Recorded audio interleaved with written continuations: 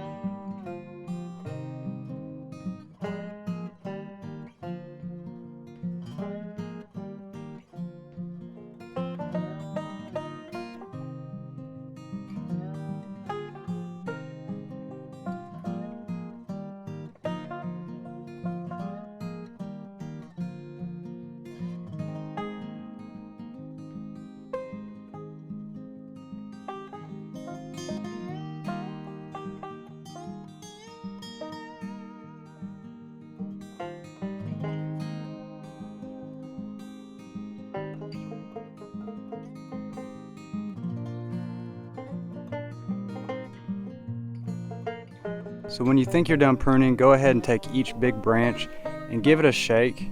And what you're looking for are branches that are going to go ahead and rub against each other during times of heavy wind, because what will happen is those will get damaged and end up dying. So go ahead and cut those off or away from each other. So lastly, I want to show you the branches that I kept, and I'm going to go ahead and train for future large branches like you see.